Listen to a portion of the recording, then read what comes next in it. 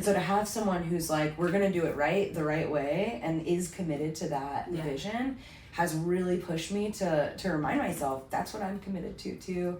And so in the moments where I don't hit the note right, or I'm off the click track, right? It's like an instantaneous moment of forgiveness, self-compassion, and really locking into my self-worth that is directly connected to the message of the song.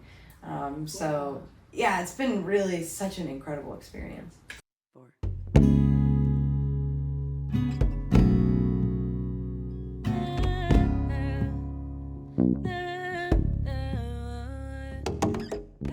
Hey everybody, it's your girl Brittny Charity, and we're in Joey Times production studio today with the wonderful, the fabulous, the super talented Amelia Doll, everybody. Thank you for being here, Amelia. Thank you. It's such a pleasure. It's been a journey. Yeah. This production studio. That's right. So tell me, what's the experience been like, and tell me the story about you and how you landed here. Okay, well, it's, thank you. It's been really fun. I landed here in a series of events. Coming to Camp Reggae was part of that. Yeah. I went to Camp Reggae, played a set, Tim played a set. It was awesome. And I think immediately I like kind of heard something in his music that pinged me a little bit and was like, oh, that's similar to what I'm kind of looking at. And so I met you. We had a deep drop in. That was awesome. Yeah. And I already wanted to know you more. And then I ended up leaving Camp Reggae, and I live full time in a school bus. So I'm like driving around. I was in Tennessee, then I went to Georgia, then I went back to Asheville, North Carolina, and then I was thinking about moving out again, but I had this bit of free time, and also I just needed to get recordings for really like my whole life. I have one single on Spotify, but I wanted something like real, right? Yeah. And I go through my bag and I grab his business card and I just see sound engineer, and I was like, okay. And something pinged me to like call him immediately. So I gave him a call, and he was just super amiable about it. It was immediately like, yeah, I've got time, come on in, let's make it happen. I like your sound. And was really blessed to just have the right time. It's the right place, right time situation. Yeah. That's wonderful. And then we were having a housewarming party at the same time that you were planning to come. Yeah, so this is the best part, because I had just done a huge show, like a retreat center show in Austin for this girl that I didn't even know.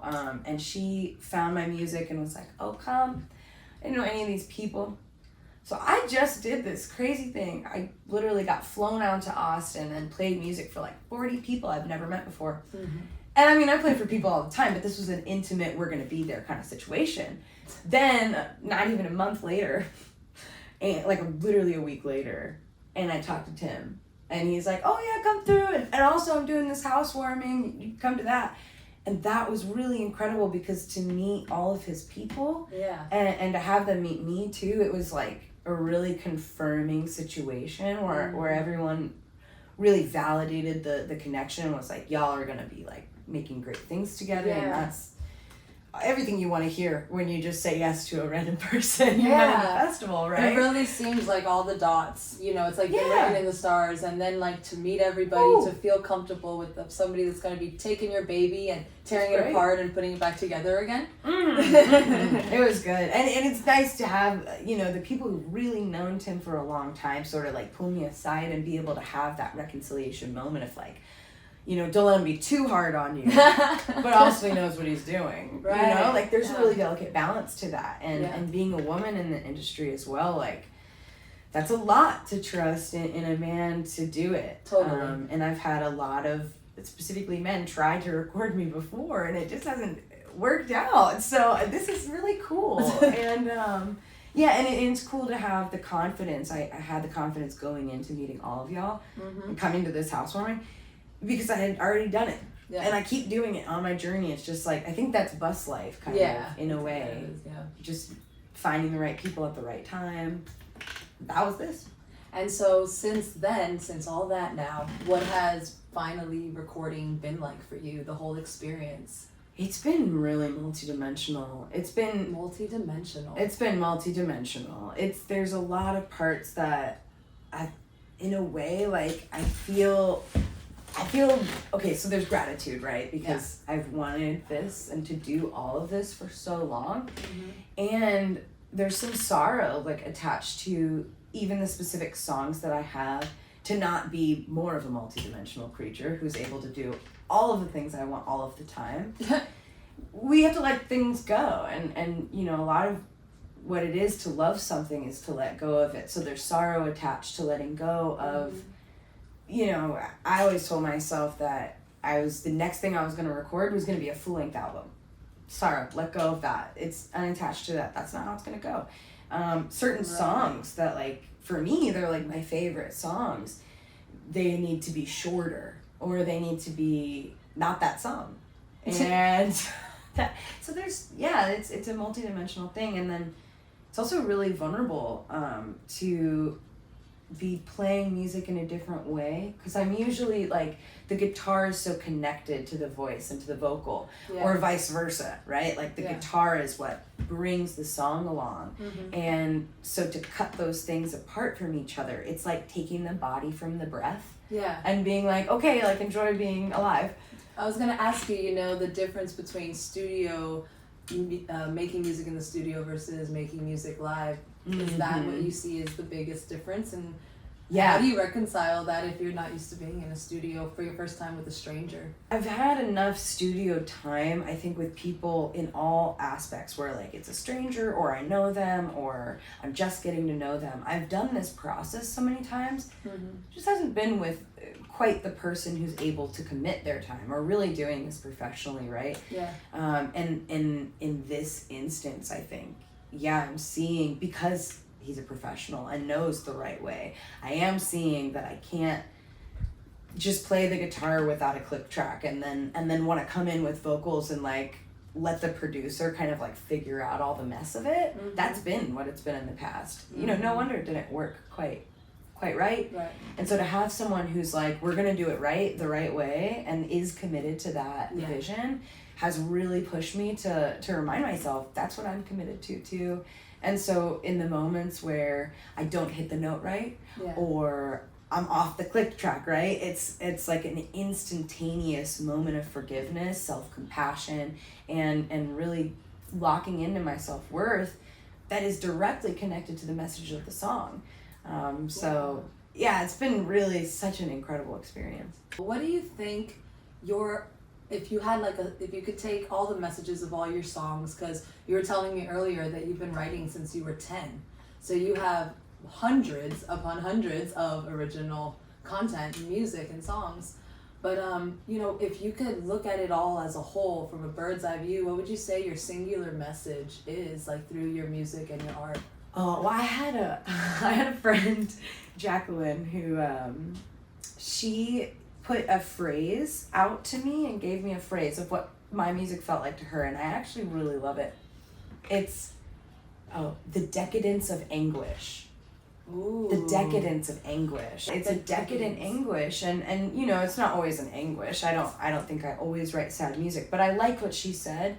And I think, you know, my music focuses on feeling and soul. I think a lot of it comes down to the human experience, the conscious, and consciousness means to be mutually aware of, right? So the conscious experience of life itself, how I process my interactions with other people, and how I process being in the world in general comes through in the music. I was mentioning that to me some of your lyrics sound like prayers. And so tell me about where those words come from when you write. Thank you for saying that and for picking up on that, because that's truly at the heart of a lot of my music. It's a prayer for humanity, it's a prayer for myself, it's a prayer for my loved ones. And I think sound, frequency, color, rhythm, all of those things together are so incredibly important in healing. And with music, I found I'm also synesthetic. I have synesthesia. I also have dyslexia, so it's hard to say those things. Yay!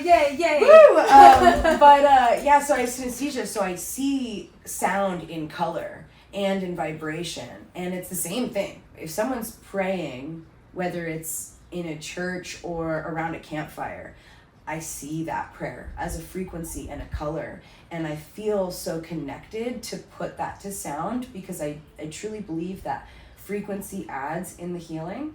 So a lot of what I do in my holistic healing art is I focus on like sacred geometry and biogeometry. It's a lot of mathematical expression in a 2D form, and the way that I can bring that through with music is through my lyricism, through my poetic and prose containing powerful prayer that is also subtle. I want it to be that way because I want the words to speak for themselves almost as much as the frequency speaks for itself. And I think, even if you strip away the words, the feeling of how I'm singing these even, that's the prayer. Yeah. And it really is that call of like being in the moment of expression so fully and vulnerably and authentically that people pick up on it, and there are parts of themselves that unlock because they're like, whoa, I haven't been able to reach that in me. Thank you for expressing it. Yeah.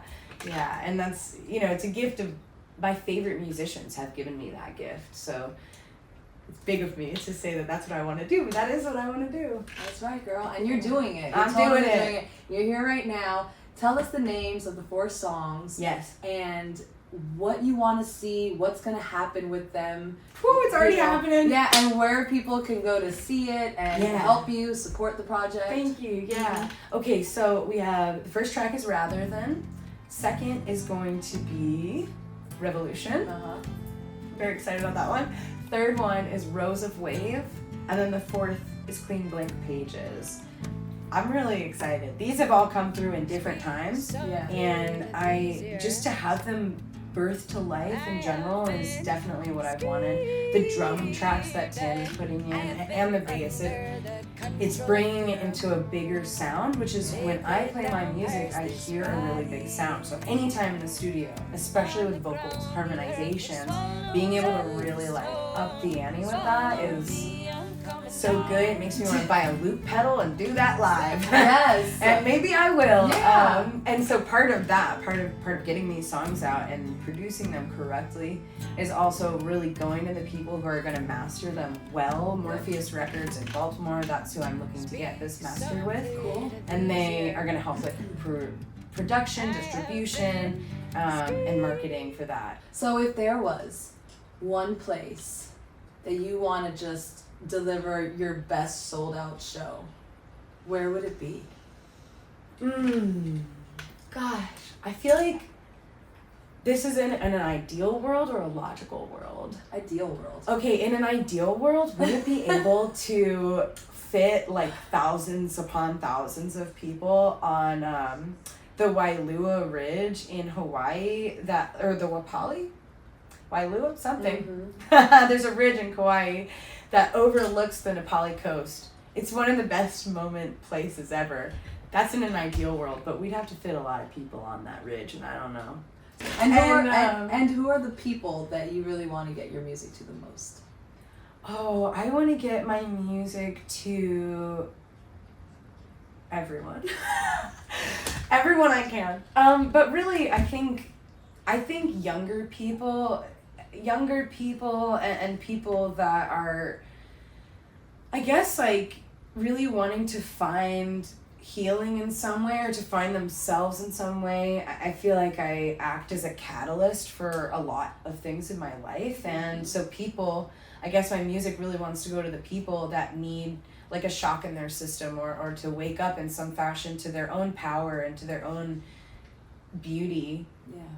And if I can grab some stragglers along the way of just the random ones that find it and fall in love with it, that works too for me. Really, I want this music to be heard by everyone, and it doesn't have to come from me. Like, it's not because people are hearing me or hearing my words and my story. It has nothing to do with that.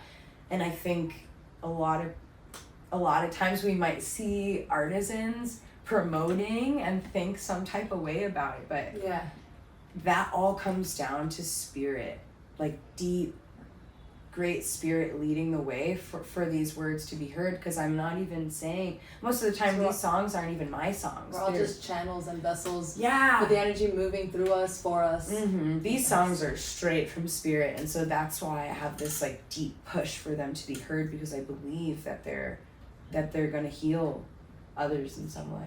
Right on, sister. Yeah. I believe that too. Because Thank I've you. been listening to her music for, I don't know, a week now? Yeah. It's been awesome. And I know that you've moved everybody here, and we've all just been blown away, and the light that you shine is so bright. So I'm really excited to see what you and Mr. Robinson over there create together. So yeah, there's gonna be so much more. Thank you for talking with me. And if everybody wants to see what Amelia's up to, there's some links right here, GoFundMe, Instagram. So check her out, love on her. You're gonna dig this music, y'all. Thank you so much, Amelia. Mwah. Thank you. Cut. Correct me the right way.